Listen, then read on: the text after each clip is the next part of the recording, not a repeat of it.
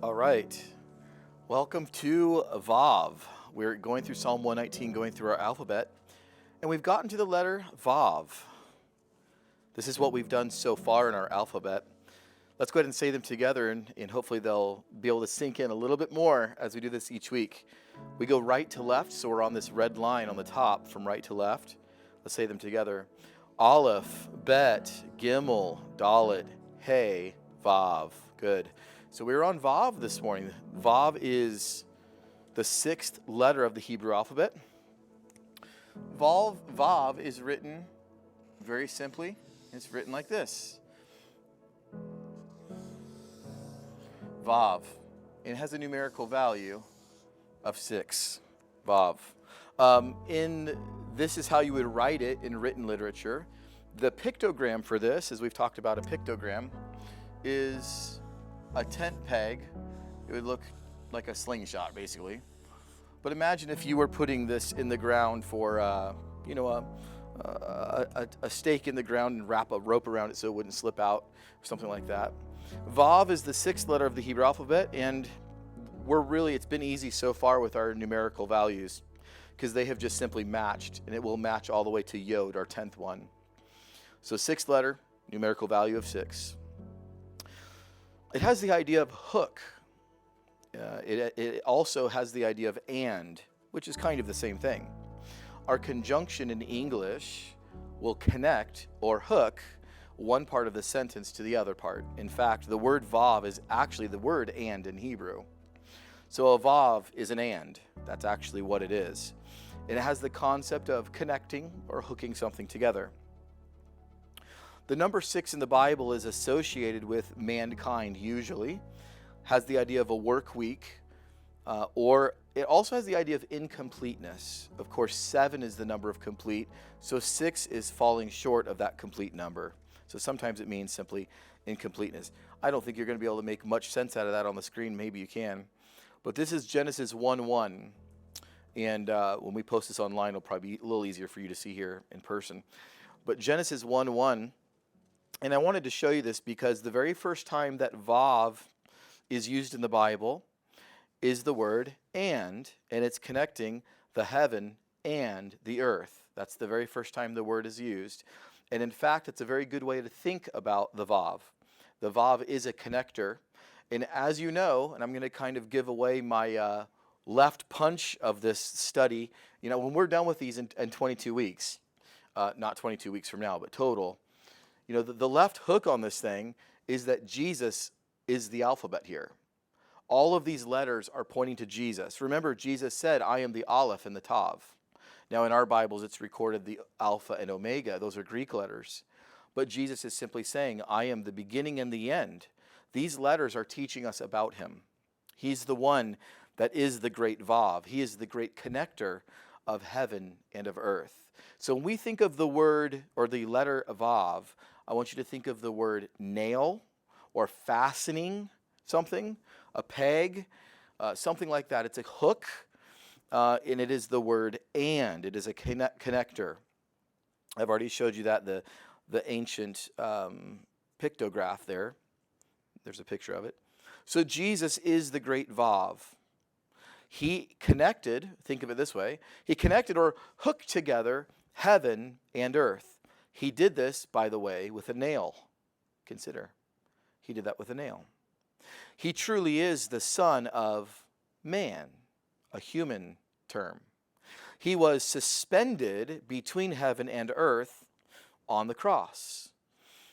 And his body was torn just like the veil in the temple. In fact, we learn in Hebrews 10:19 and 20, therefore, brethren, having boldness to enter the holiest by the blood of Jesus, that's the back room of the temple, by a new and living way, which he, that's Jesus, consecrated for us through the veil. And notice what it says, the author of Hebrews says, that is his flesh. Jesus says, I am the door. I am the partition. I am the separation between you and holy God. And so when his body was torn in two, the veil was torn in two.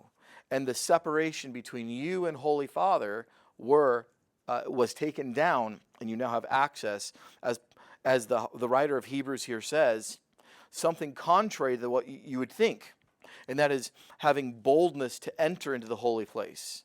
I will tell you, having studied the Old Testament, I would probably never use the word bold, speaking of those that were entering behind the veil in the holy place. They were terrified. They entered with great fear. Paul says you can enter with boldness now. You can stand in the presence of God with boldness because of the blood of Christ. All right? So he's our great VAV. Let's go ahead and turn in our Bibles to Psalm 119. And as we're going through Psalm 119 in sections 41 through 48, have in mind the connection idea, the hook idea of connecting to the heavenly realm. That's really what we're talking about. Our job as Christians is to connect heaven and earth. This is the foretelling in Jacob's ladder. You know, Jacob saw the angels ascending and descending on this ladder. And you finally learn that Abraham realizes, one of the most interesting verses in the Bible, when Abraham sees the angels ascending and descending on the ladder, he says this. He says, surely the presence of the Lord is in this place, and I knew it not. Could you imagine?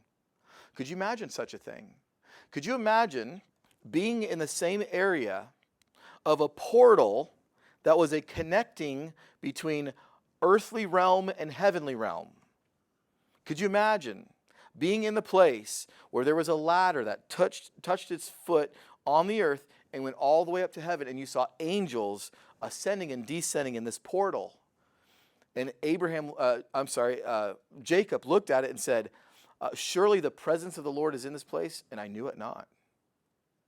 You don't want to get to the end of your life and realize you had access to the heavenly realm and you never knew it. Our access to the heavenly realm, our ladder, is Jesus. And you can have heaven come down to earth because Emmanuel, God, is with us. And you don't want to be guilty of saying what Jacob said. You don't want to say, surely the presence of the Lord is in my life and I knew it not. So this portion with the VAV is saying our desire to be connected to heavenly realms. So have that thought as we read this. Once again, as we're reading this, I want you to notice that in yellow I have for you, as always, the Hebrew written. I have it there for one reason, because I want you to be able to get used to seeing the Hebrew letters. And I know when you see all that, it doesn't make sense. We just skip over it. But if you look to the far right, you're going to start noticing you get that first letter. That's VAV today. Now, here's what's interesting about our letter. Remember what VAV means? It means and. And so, but you look at our word as let. Let your mercies is the Hebrew. Well, the reason is because if we translated this, if the translation committee translated this, it would always say, and let your mercies. There's a VAV there. And let me go through and show you. See, so shall I have. It's and so shall I have, because the VAV is in front of it. The VAV is an and. The reason they take that out is because you'd have and every single time. Because if you look in here and take your time to go into the interlinear, Blue Letter Bible does this for you very well. You'll look and you'll notice if you click on so shall I have or and take not, that actually has the and in it. But take not is its own word, and they just stick a VAV in front of it. But if you were to study so shall I keep, for example, it'll say so shall I keep, but in this instance there's just a VAV in front of it. So you'd actually say and so shall I keep. So just kind of keep in mind, this is the and section. This is the connecting and section. So here's the VAV, verse 41. So keep in mind, heaven connecting to earth and us connecting to the Spirit of God to connect heaven and earth. So the psalmist says, let your mercies come also to me. So this is the idea. If I want to be a representative of heaven, if I want to bring the heavenly realm to the earthly realm, if I want to represent God accurately in my life, to my family, to my workplace, then I need His mercies to come to me. I need the mercy of God. Now, don't confuse mercy and grace. I know you've probably heard this before, but we'll just say it out loud. Mercy is not getting what you do deserve. Grace is getting that which you do not deserve. So he's saying, let your mercies also come to me. In other words, Lord, let me understand what it means, according to how you think, for people to not get what they do deserve. You ever had somebody make you mad and it was their fault? Of course, that's a part of life. If somebody does you wrong and it was their fault, you have something against them and it's their fault. Now you have something that you could get them back with. Mercy is not giving to them that which they do deserve. And if I am going to display heaven to earth, I need to understand this part of God and how he thinks, that when somebody deserves to get it, I don't give it to them. That's mercies of God coming to me. I will begin to represent him more accurately if I'm connected to his mercies. Notice we have broken up our verse in what we call Hebrew parallelism. This will help us to understand it. O Lord, your salvation according to your word. Actually, I did that wrong. It should have been, let your mercies come also to me, O Lord. The second part is, your salvation according to your word. Verse 42. So shall I have, again, you see the VAV in the parentheses, starting from right to left. And in fact, can you recognize the letter next to that? I don't know if you guys can see that on that screen or not. What's next to the VAV from right to left?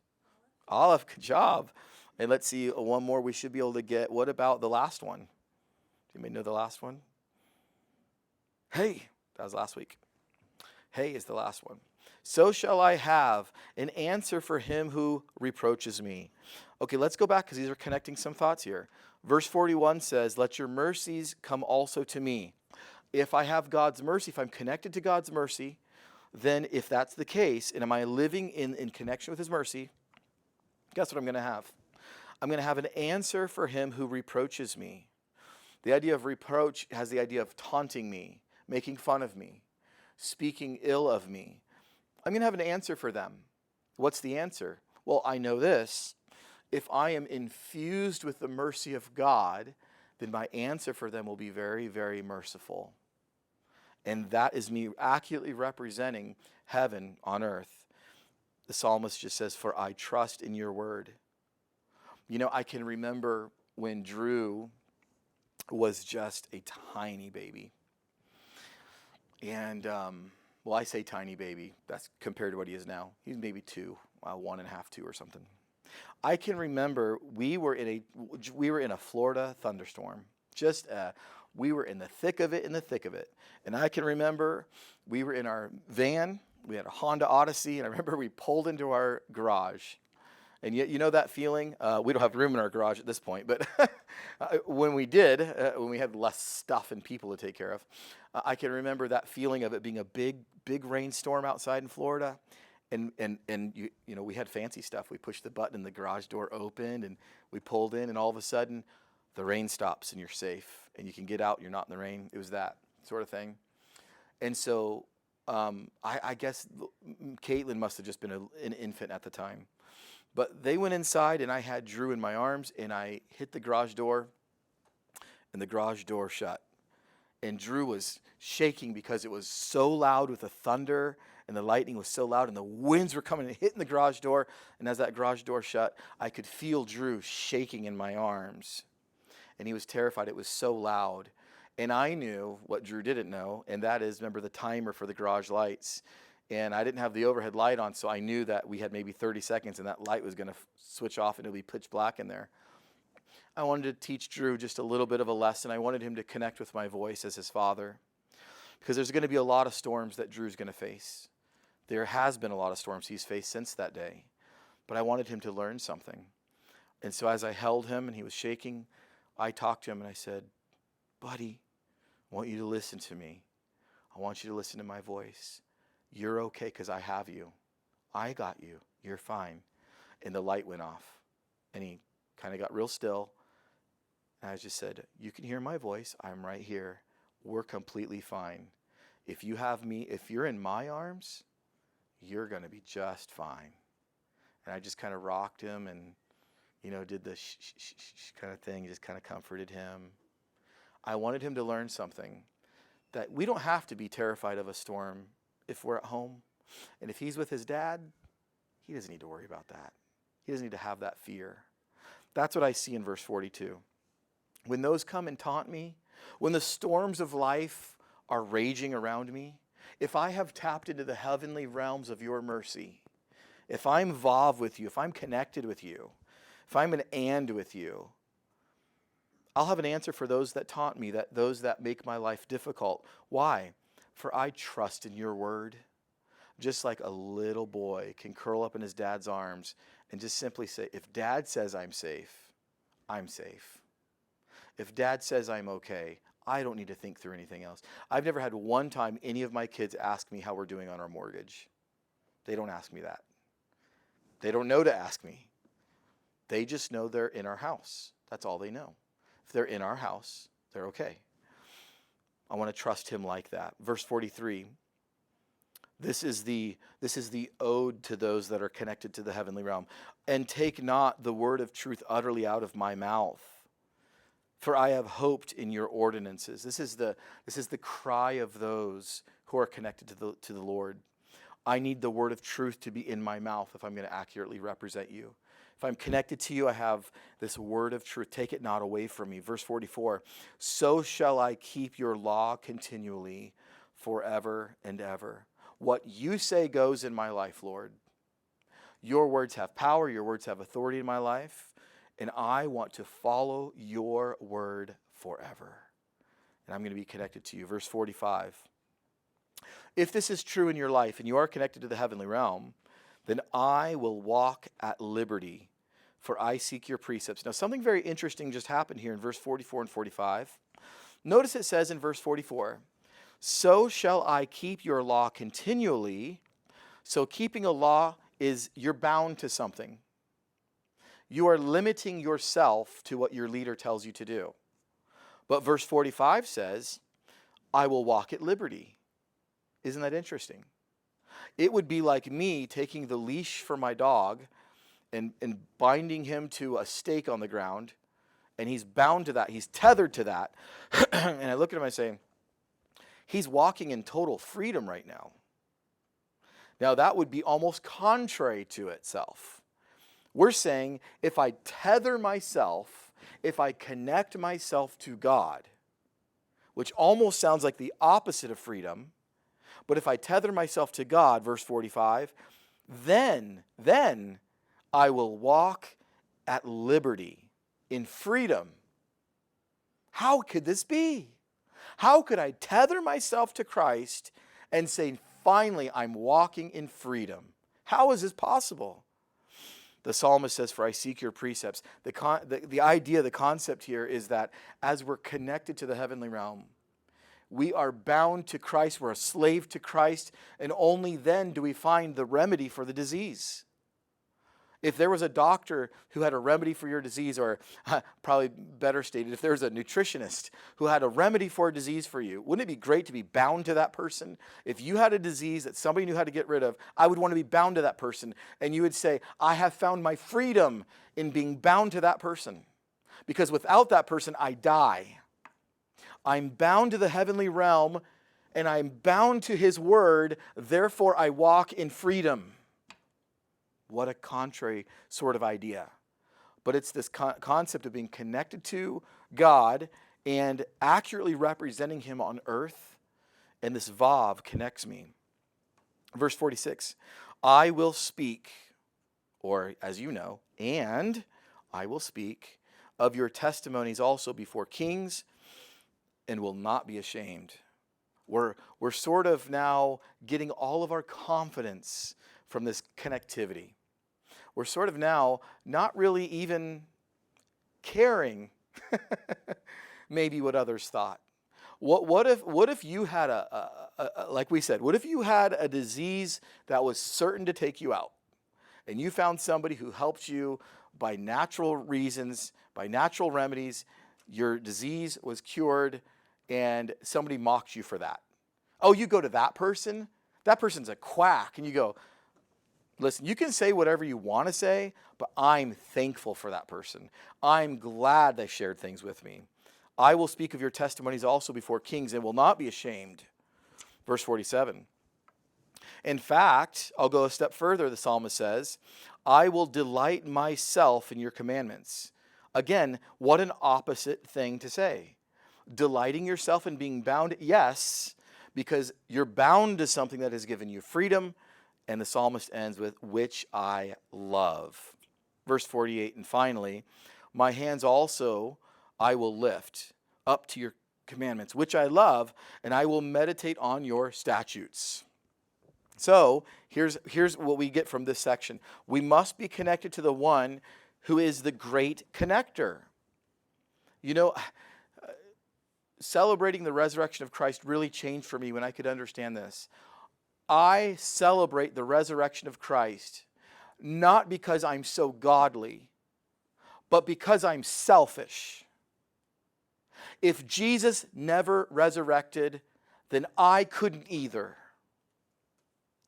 Because Jesus resurrected, I can be assured of my own resurrection one day. The resurrector resurrected. That's why I celebrate him. He conquered death for me on my behalf. It's the picture of the tabernacle. When the sacrifice goes in, no one says anything out spectating. It's a very somber moment. You want to know why? Because when they slice that animal's throat, as graphic as that is, every woman, boy, girl, man in the audience knows, I sure hope this works. Because if it doesn't, my neck is next. And it wasn't until the smoke came up out of the tabernacle that they knew it worked and God accepted that sacrifice on their behalf, and that animal took their place when they saw the smoke come up and God's presence came, and they all started to cheer and to shout and to worship the name of the Lord and sing praises to his name. Why? Because it was that animal's neck and not mine. Thank you, Lord, for accepting that animal on my behalf. I worship you. And just like this, I must be connected to the one who's the great connector. If I'm not connected to the one who's the connector, then guess what? I will never be able to follow in the example prayer of my Lord, may your will be done on earth as it is in heaven. Lord, let me be that ladder. Let me be the go-between. Let me be the portal. Let me be aware that surely your presence is in this place and I'm aware of it. That I want to display accurately whatever your mercy is to my fellow man. Whatever your grace is to my fellow man. Help me represent you accurately. Our position in Christ Jesus will determine whether or not we have everlasting life. Jesus says it this way as far as being connected with him in John 14, 7 through 11. Jesus says, if you had known me, you would have known my Father also. And from now on, you know him and you have seen me. Philip said to him, Lord, show us the Father, and it's sufficient for us. Jesus said to him, have I been with you so long, and yet you have not known me, Philip? He who has seen me has seen the Father. So how can you say, show us the Father? Do you not believe that I am in the Father and the Father in me? See the connectivity there? The words that I speak to you, I do not speak on my own authority, but the Father who dwells in me does the works. Believe me that I am in the Father and the Father in me. See the connectivity? Or else believe me for the sake of the works themselves. Jesus is saying, would you like to know the creator of the universe? Get to know me. I am the portal between the spiritual realm, the heavenly realm, and the earthly realm. And guess what? If I'm in him, and he's the great connector, if he's the ladder, and I'm in him, then I should be able to accurately represent heaven to earth. That is what the VAV is all about. Jesus also said in the next chapter, I am the vine and you are the branches. He who abides in me and I in him bears much fruit. For without me you can do nothing. If anyone does not abide in me, he is cast out as a branch and is withered, and they gather them and throw them into the fire, and they are burned. If you abide in me, and my words abide in you, you will ask what you desire, and it shall be done for you. By this my Father is glorified, that you bear much fruit. So you will be my disciples. The VAV is the great connector. The VAV is the and. The VAV is the hook. The VAV is the tent peg. We didn't really go into this, but a lot of the things in the tabernacle were connected by the VAV, the tent peg, and certainly we understand it in our vernacular, the nail, the fastener from one thing, and Jesus certainly came and connected heaven to earth with a nail.